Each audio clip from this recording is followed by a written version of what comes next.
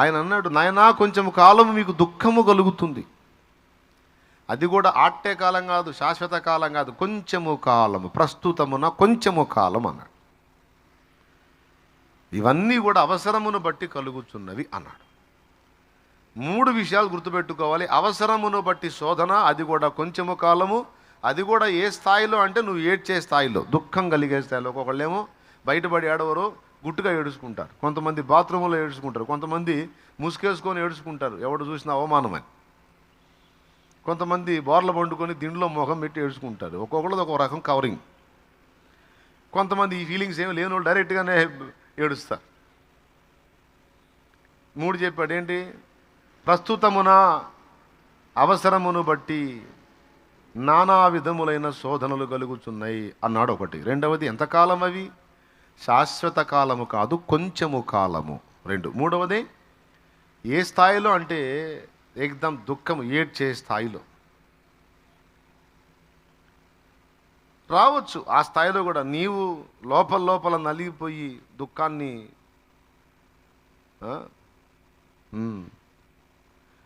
అడుగడుగున పయనంలో అవమానపు హేళనలో నొప్పించే మాటలతో మనసు నలిగి ఉన్నావా? మది నిండిన వేదనను మౌనముగా భరిస్తూ కనుల నిండ కన్నీళ్లతో ప్రభుని చూస్తూ ఉన్నావా? నువ్వు నమ్మిన దేవుడు నిన్ను మరచిపోడెన్నడు. అనుభవాల పాఠం కోసం నిన్ను అప్పగించాడు. పొందే ప్రతి గాయం రూపుమాసిపోయే సమయం, సంతోషం ఇక ఆసన్నమాయే. వెతుకుతూ ఉన్నావా విడుదల దారే కనరాక? పొందే ఈ శ్రమలు నీతో ఉండవు కడదాకా. వెతుకుతూ ఉన్నావా విడుదల దారే కనరాక? పొందే నీ శ్రమలు నీతో ఉండవు కడదాకా. దేవునికి మహిమ. జ్ఞానమేందో, నీ ఓర్పేందో, నీ విశ్వాసం ఏందో తమ్ముడా నువ్వు యేసయ్యకు చూపాలి. మౌనంగా చూస్తాడు. నేను చెప్పే అబద్ధాలు కాదు, వాక్య సత్యం. ఒక సమయం వచ్చింది, ఇక చాలనుకున్నప్పుడు, ఆయన ఇక చాలనుకున్నప్పుడు ఏబు జీవితంలో ఒక్క దినమందే పరిస్థితులన్నీ మార్పు చెందినట్టుగా ఒక్క దినం చాలు దేవునికి నీ పరిస్థితులన్నీ మార్చేయడానికి. ఒక రాత్రి తెల్లవారేసరికి మారిపోద్దిరా తల్లి పరిస్థితి. అంత సమర్థుడు. మార్చకపోయినా పర్వాలా. ఏమంటావు? జీవితాంతం నిన్ను త్యాగాల్లోనే ఉంచితే, శ్రమల కొలిమిలోనే ఉంచితే, ఉండని ప్రభువా నీకు స్తోత్రం నాయన. ఉంచాయా? అది నీ చిత్తమా? నీకు ఇష్టమా? ఈ కన్నీళ్లతోనే నా పైన సాగటం నీకు ఇష్టమా? పోనీ అలానే కానీ. ఏమో నా ఏడుపు, నా దుఃఖము నీకు అంత ఇంపుగా ఉంటా, అలానే కానీ ప్రభు. ఈ కన్నీరు అలా ధారాపాతంగా సాగని ప్రభు. ఏమనాలి? నా ఈ వేదన. అక్కడి నుంచి తిరిగా మనం ఈ మ్యాటర్ అంతటికి. నీ దెబ్బయని మౌనముగా సహింతును ప్రభువా. దేవునికి మహిమ. అది ఏ విధంగా కొట్టినా, ఏ విధంగా నలిపినా నా మేలు కోసమే గయ్యా. నీ సన్నిధిలో, నీ హస్తములో నలుగుట నాకతి ప్రియము కదయ్యా. నిజంగా బాగా నలుగుళ్ళు ఉన్నప్పుడు ఎట్లాంటి పాటలు వస్తాయి? అన్నీ బాగుండి ఆరోగ్యంగా ఉండి ఎగిరెగిరి పడేటప్పుడు రావు ఎట్లాంటి పాటలు. బాగా తోముళ్ళలో ఉంటాను చూడు, అప్పుడు కదిలితే ఏడిపోతాను. అప్పుడు దీన మనసు వచ్చిద్ది, దీనంగా దేవుని వేడుకోవటం వచ్చింది. నా మార్గములను మెళకువగానే కాచుకొనుచునే నడచితి ప్రభువా, నా మార్గములను మెళకువగానే కాచుకొనుచునే నడచితి ప్రభువా. అయినను వేదనల్ అధికములాయను, అయినను వేదనల్ అధికములాయను, ఎదలో మంటయు రగిలెగదయ్యా, ఎదలో మంటయు రగిలెగదయ్యా. ఇందవలు నాయార్త ధ్వని నీ సన్నిధిలో వినబడు. ఏమండి ఎంత బాగా చెప్తున్నారయ్యా. నేను నా మార్గాలని జాగ్రత్తగానే చూసుకొని నడుస్తున్నా ప్రభా, తప్పు చేయకూడదు, ఇలా ఉండకూడదు, ఇలా ఉండకూడదు అన్నీ చూసుకొని నడుస్తున్నాను. అయినా ఏదో వేదనలు ఎక్కువైపోతున్నాయ్యా. ఎందుకయ్యా? ఏదో నాలో తేడా ఉంది, చూసావు, బ్యాలెన్స్ చేస్తున్నావా? పోనీలే నాయన. అయ్యా నేను మంచివాడిని కాదయ్యా, నేను మంచిదాన్ని కాదు, నాకు న్యాయమేలే, నాకు న్యాయమే నాయన నువ్వు అట్లా చేయటం. నిన్ను నిందించనయ్యా, ఒక్క మాట కూడా విన్నాను. బాల్యము నుండినే దోషిని ప్రభువా, నరుల కన్న నీచుడనేనయ్యా. బాల్యము నుండినే దోషిని ప్రభువా, నరుల కన్న నీచుడనేనయ్యా. నీ చెంతకు రాకూడని వాడను, నీ చెంతకు రాకూడని వాడను, మంటిలో దూరలేడు పురుగునయ్యా, మంటిలో దూరలేడు పురుగునయ్యా. రేయింబవలు నాయార్త ధ్వని నీ సన్నిధిలో వినబడుచున్నది. రేయింబవలు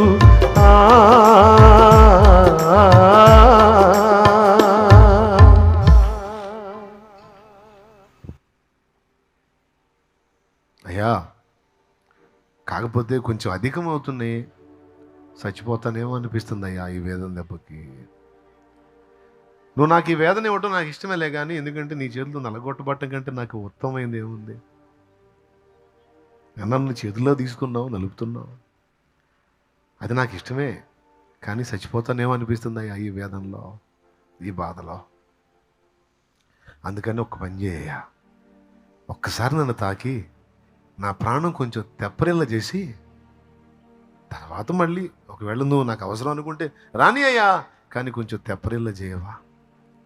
కనీసం చెప్పుకునే దిక్కు కూడా లేదయ్యా.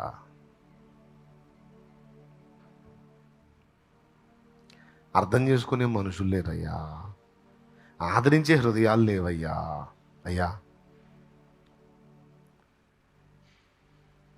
ఏకాకిని వ్యధితుడనయ్యా,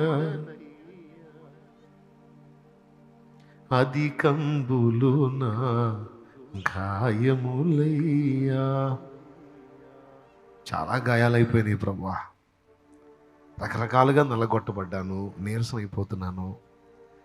ఈ వేదన దెబ్బకి నా ప్రాణం పోయిద్దేమో అనిపిస్తుంది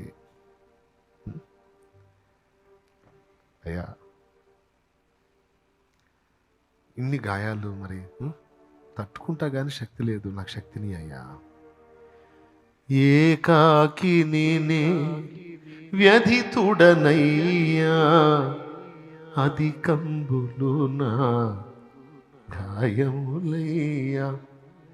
యాత్ర ముగియకనే అంటే చచ్చిపోకముందే, యాత్ర ముగియకనే మునుపొకసారి తెప్పరిల్లగా నన్ను జేయగదయ్యా, తెప్పరిల్లగా నన్ను చేయగదయ్యా. రేయింబవలు నాయాత ధ్వని నీ సన్నిధిలో వినబడుచున్నది. రేయింబవలు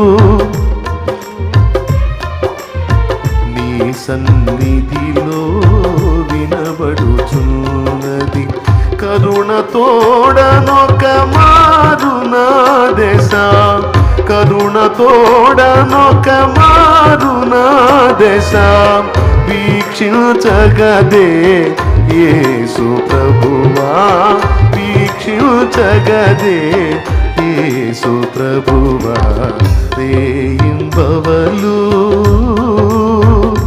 ఆ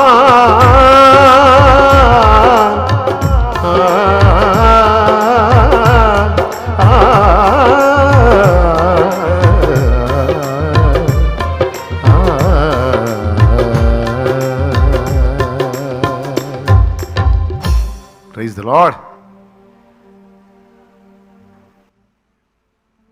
మేలు చేయను ఉద్దేశించుచున్నాను, అందుకే కొంచెం శ్రమ కొలిమిలో ఉంచాను. ఇది నీవు విధేయత నేర్చుకుంటావు, పరిశుద్ధపరచబడతావు, మెప్పు పొందుతావు నా దగ్గర, రెండంతల ఆశీర్వాదం పొందుతావు, ఇతరులకు సాక్ష్యం అవుతావు, నీ అనుభవ పాఠాలను ఇతరులకు పాఠాలు అవుతాయి. అన్నిటికంటే శ్రేష్టంగా సొదొమ గొమొర్రాలు నాశనమైనట్టు నాశనం కాకుండా ఉంటావు నా కుమారి, నా కుమారుడా అంటాడు. ఇది ఫినిషింగ్ టచ్. దేవునికి స్తోత్రం కలుగును గాక. అర్థమైందా? ఇంకా చెప్పుకోవచ్చు. యేసు శ్రమలు మనకు దీవెనైనాయి, అలాగే నీవు నేను పొందే శ్రమలు ఇతరులకు దీవెనవుతాయి. బిడ్డ గుర్తుపెట్టుకో. షాలేం రాజు అనేవాడు పడ్డ బాధలన్నీ కూడా ఈరోజు ఇతరులకు దీవెనగా మారాయి. అందులోంచి ప్రసంగాలు వచ్చాయి, అందులోంచి పాటలు వచ్చాయి, అందులోంచి అనుభవాలు వచ్చాయి. అవి ఎంతోమందికి దీవెనగా నా తండ్రి చేశాడు. అమ్మా నాయన, ఈరోజు నువ్వు పొందుతున్న వేదనలన్నీ ఇతరులకు దీవెనగా కూడా మారతాయి. ఎంతమందికి అర్థమైందో నేను చెప్పే సంగతి? దేవునికి స్తోత్రం. నిజంగా అర్థమైతే 2 చేతులు ఎత్తి స్తోత్రం చెప్పండి, పెద్ద సౌండ్తో చెప్పండి. ఇంకొక్కసారి. అది కదా దేవునికి మహిమ. ఫైనల్లో నువ్వు పొందే శ్రమలు ఇతరులకు దీవెనగా, ఎందుకంటే ఇక అనుభవాలతో నువ్వు ఎంతమందిని ఓదారుస్తావో, ఎంతమందికి సాయం చేస్తావో, ఎంతమందిని ధైర్యపరుస్తావో, ఎంతమందిని పురికొల్పుతావో నీ సాక్ష్యంతో. రేపు ఎవరన్నా వచ్చి అక్క నేను దేవుడిని నమ్ముకున్నాను నన్ను తిడుతున్నారక్క అంటే, ఏమని తిట్టారమ్మా నిన్నంటే పలానా మాట అన్నారంటే, నన్ను నిన్ను తిట్టారమ్మా. ఈరోజు వాళ్ళందరిని ఏం చేశాడు దేవుడు? వాళ్ళందరి ముందు నన్ను కనపరచలా, వాళ్ళందరూ నా యొద్దకే వచ్చేటట్టు చేయాలా, వాళ్ళందరికీ నేనే హెల్ప్ చేసేటట్టు చేయాలా. నిన్ను కూడా అలా చేస్తాడమ్మా, భయపడకరా తల్లి అన్నప్పుడు గొప్ప ఆదరణ. ఆదరించగలుగుతావు, ఓదార్చగలుగుతావు, సాయం చేయగలుగుతావు, అర్థం చేసుకోగలుగుతావు ఎదుటోళ్ళని.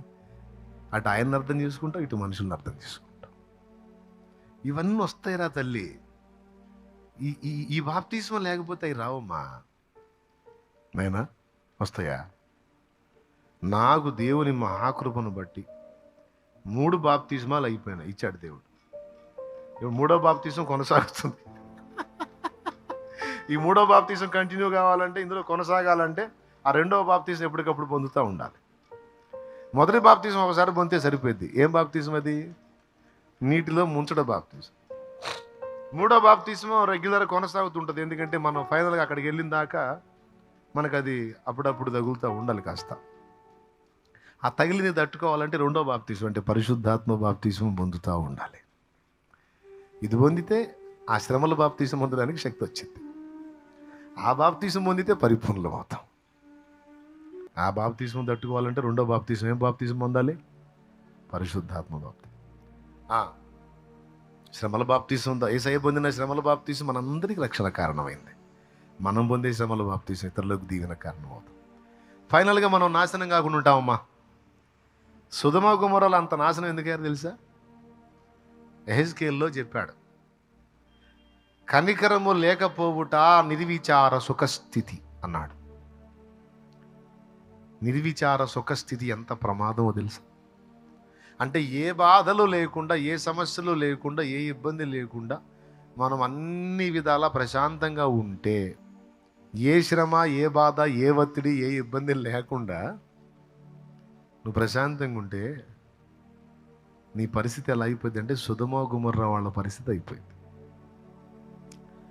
బాలు మొదలుకొని ముసలాళ్ళ వరకు ఎంత కామ వికారానికి లోనయ్యారంటే, లోతింటికి వచ్చింది 2 పురుషులైతే ఆ పురుషుల్ని కొట్టడానికి వెళ్ళారు వీళ్ళు. ఎంత కొవ్వెక్కి, ఎంత బరి తెగించి, ఎంత నీచానికి దిగజారంటే, ఎందుకు అలా అయిపోయారంటే హెస్కేల్లో చెప్పాడు, నిర్విచార సుఖస్థితి. ఇప్పుడు ఏం జరిగింది తెలుసా? అదే రాత్రి తెల్లవారక మునుపే ఆకాశం నుండి దేవుడే అగ్నిని గంధకాలను కురిపించి రాళ్లతో సహా బూడిద చేశాడు. రాళ్ళు కూడా బూడిదైపోయినాయి. ఎందుకంత కొవ్వెక్కిపోయారు వాళ్ళు? వాళ్ళ ముసలోళ్ళకి షుగర్ బీపీలు లేవు, వాళ్ళ ముసలోళ్ళకి మోకాళ్ళ నొప్పులు లేవు, దున్నపోతుల్లాగా ఉన్నారు. ఆ పిల్లలకి క్రమశిక్షణ లేదు. ఇక ముసలోళ్ళు బాలురు ఇట్ట అయ్యారంటే ఇక యవనస్తులు ఎంత ఎంత ఎంత నీచంగా ఉండుంటారు ఊహించండి.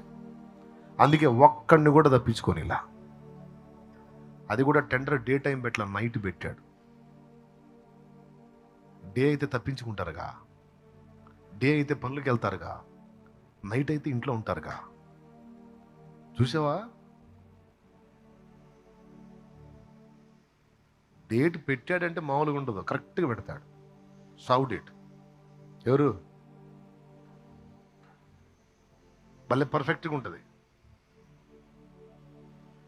ఎవడు పిల్లలు పెద్ద ఎవడు తప్పించడం లేదు. సొదొమ, గొమొర్రా, ఆద్మ, జెబోయిము, బెల 5 పట్టణాలు టెండర్ పెట్టాడు. లోతు వల్ల ఒక పట్టణం బతికిపోయింది, 4 పట్టణాలు స్మాష్. ఏమి మిగలనిలా. ఎందుకంటే వాళ్ళ కొవ్వు ఏ స్థాయికి పోయిందంటే, వాళ్ళు దేవుడే వాళ్ళ మధ్యలోకి వస్తే ఆయన్ని గుర్తించకపోగా ఆయనను వాళ్ళు పాడు చేయ చూశారు. దేవుణ్ణే పాడు చేయ చూశారు. అమ్మో వీళ్ళకి పీక్ స్టేజీకి వెళ్ళిపోయిందిరా, ఇంక వదిలిపెట్టకూడదు, ఇంకొక డే కూడా ఇవ్వని వీళ్ళకి. ఫైనల్ ఏంటంటే లోతును పంపించాడు మధ్యలోకి, దరిద్రుల మధ్యలోకి. అయినా ఈ దరిద్రులు మారలా. ఇక ఫైనల్ అయిపోయింది. ఇక లోతును బయటికి పంపిస్తా, వీళ్ళ నయనం చేస్తాను. లోతును బయటికి పంపించాడు.